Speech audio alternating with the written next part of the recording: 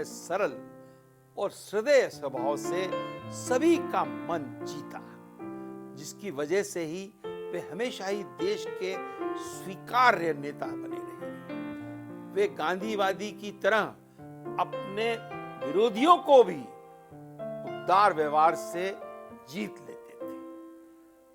वे मध्य प्रदेश सरकार के कई विभागों में कैबिनेट में भी रहे और कई राज्यों के राज्यपाल और केंद्र सरकार में मंत्री, कांग्रेस अध्यक्ष, फिर देश के उपराष्ट्रपति और राष्ट्रपति तक पहुंचने वाले एक विरले नेता थे।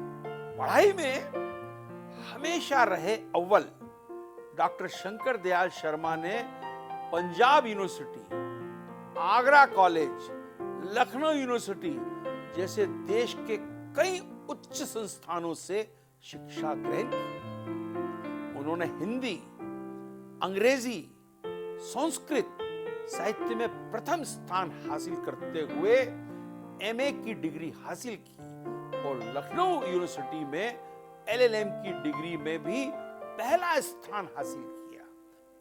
लखनऊ यूनिवर्सिटी से समाज सेवा का चक्रवर्ती गोल्ड मेडल प्रदान किया गया। शिक्षा के क्षेत्र में हमेशा उत्कृष्ट डॉक्टर शर्मा ने कैम्ब्रिज में रहते हुए टैगोर सोसाइटी और कैम्ब्रिज मजलिस के कोषाध्यक्ष भी रहे।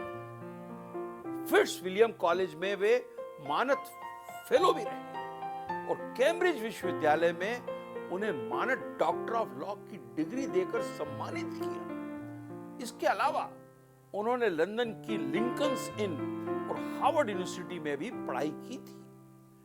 बढ़िया छात्र के साथ एक बढ़िया खिलाड़ी भी थे। बहुत कम लोग जानते हैं कि डॉक्टर शंकर दयाल अपने छात्र जीवन में एक बेहतरीन एथलीट हुआ करते थे। वे क्रॉस कंट्री धावक होने के साथ ही एक विजेता तैराक भी थे।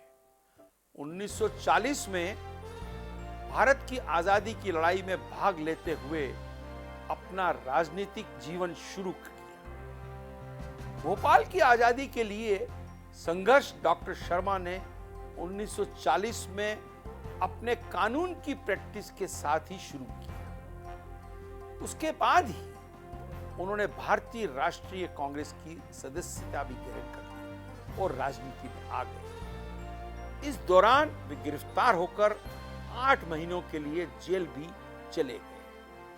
भारत की आजादी के समय भोपाल के नवाब ने आजाद रहने का ऐलान किया। भारत में नहीं मिलेंगे, भोपाल एक अलग देश बनेगा। तब डॉक्टर शर्मा ने नवाब के खिलाफ आंदोलन का नेतृत्व किया, जिसके बाद नवाब ने 1948 में शंकर दयाल जी को गिरफ्तार कर लिया। जनता के दबाव में नवाब को उन्हें छोड़ना पड़ा और 30 अप्रैल 1949 को नवाब भोपाल भारत में विलय पर सहमत हो गए। भारत आजाद हो चुका था, पर भोपाल का अभी भी नवाब हमीदुल्लाह की हठ धर्मिता के कारण भारत में विलय नहीं हुआ था। शंकर दयाल शर्मा से मुलाकात करने के लिए नवाब के विरुद्ध आंदोलन चला रहे लोग आए और आंदोलन का नेतृत्व करने के लिए आपने शंकर दयाल जी से विनती की। उन्होंने हां कर दी। जुलूस निकाला गया, उन्हें गिरफ्तार कर लिया गया। यही वह पहला मौका था जब बाद में उन्होंने सियासत की दुनिया में दाखिला लिया और सफर का अंत देश के सबसे बड़े सर्वोच्च पद पर पहुंचकर किया। डॉक्टर शर्मा 1952 में भोपाल स्टेट के पहले मुख्यमंत्री बने और वे इस समय के सबसे युवा मुख्यमंत्री थे।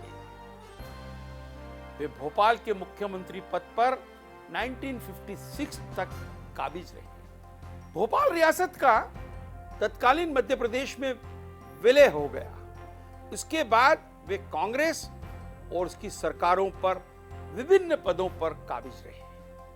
1956 से 1971 तक वे मध्य प्रदेश विधानसभा के सदस्य रहे और कई पदों पर मंत्री रहे।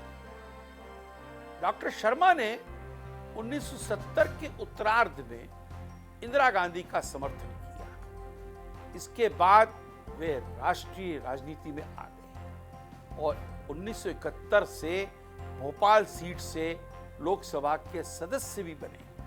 1972 में वे कांग्रेस अध्यक्ष बन गए।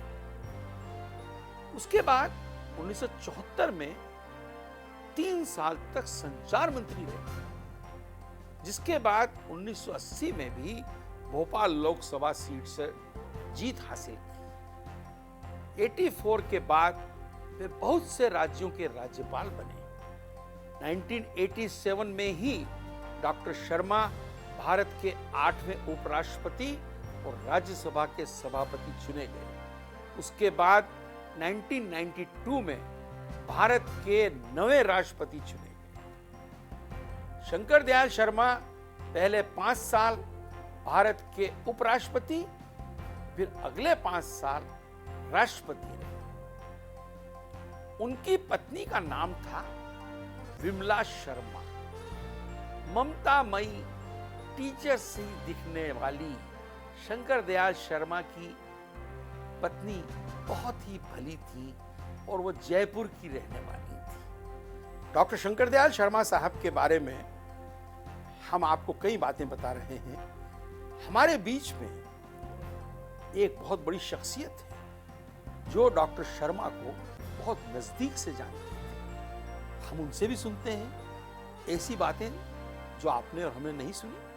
पढ़ाई की तरफ उनका बहुत रहा और वो हमेशा यही कहते थे, जैसे जब यहाँ से विलायत चले गए, इंग्लैंड में रहे, इंग्लैंड से फिर हार्वर्ड चले गए, कैम्ब्रिज यूनिवर्सिटी चले गए, कि इसका कोई मतलब पढ़ाई कभी ख़त्म नहीं हो सकती। और वहाँ से आके फिर जब लखनऊ में पढ़ा रहे थे तो वो यही समझाते थे कि कभी कोई आदमी सब कुछ नहीं सीख सकता, सारी ज़िंदगी उसको सीखते ही रहना चाहिए। तो यही हम तो खैर कुछ भी उतना नहीं पढ़ पाए, मेरे ख्याल से हम सबके हिस्से का वो पढ़ लिए थे।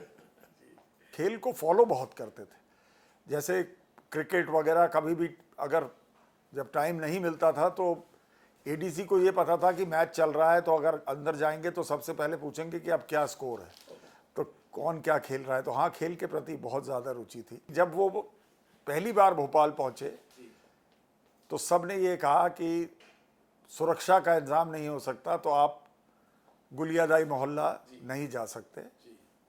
उन्होंने कहा चाहे मेरे को पैदल जाना पड़े मैं जाऊंगा। और मैं आपको ये बताना चाहता हूँ कि वो वहाँ गए। वो गए वहाँ पर और बाकायदा उन्होंने वहाँ पर खाना खाया, सब कुछ, बैठे, सबसे मिले, तो वो गए थे वहाँ पर। उनको बार बार नहीं जाने देते थे, ये मुश्किल थी। और राष्ट्रपति भवन में भी उन्होंने काफ़ी, जो वहाँ पर मूवीज़ के प्रीमियर वगैरह या बुला के मूवीज़ करवाते थे, तो मूवीज़ के बहुत शौकीन थे। और जब मैं उनके साथ 1971 से 1974 तक सिर्फ मैं अकेला था, मैं sisters were still in Bhopal, तो हम हफ्ते में एक बार तो ज़रूर जाते थे मूवी देखने। तो उनको एंड बाहर खाना खाने का भी शौक था। ये बात है उपराष्ट्रपति भवन की।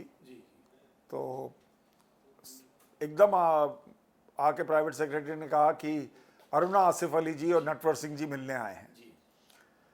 अरुणा आसिफ अली जी को वो बहन से ज़्यादा मानते थे, बहुत ज़्यादा आपस में बहुत लगाव था, प्रेम था। तो एकदम उठ के ड्राइंग रूम में गए और कोई 20 या 25 मिनट के बाद वापस आए। तो मैं अपनी मम्मी के साथ टीवी रूम में बैठा था, तो बोले कि वो मेरे को प्रधानमंत्री बनने का प्रस्ताव लाए थे। तो हमने एकदम देखा पापा की तरफ और कहने लगे मैंने उसको मना कर दिया, क्योंकि प्रधानमंत्री होना चाहिए जो कम से कम अगर 24 नहीं तो 18 घंटे काम कर सके। और अब अब मेरी उम्र है उसमें मैं उसको जस्टिस नहीं कर पाऊंगा। इसलिए मुझे बहुत बड़ा सम्मान दिया पार्टी ने कि मुझे ये इस काबिल समझा, लेकिन मैंने इनकार कर दिया है। आपने डॉक्टर शंकर दयाल शर्मा साहब के बारे में कई ऐसी बातें बताई, अनसुनी बातें बताई, उसके लिए आपका बहुत बहुत धन्यवाद। डॉक्टर शंकर दयाल शर्मा वही व्यक्ति थे जिन्होंने प्रधानमंत्री का पद ठुकरा दिया। अनसुनी कहानी में आपने इस बार सुनी कुछ कहानियां डॉक्टर शंकर दयाल शर्मा के बारे में। अगली बार डॉक्टर शंकर दयाल शर्मा के बारे में और कई कहानियां हम आपको सुनाएंगे, जरूर सुनिए।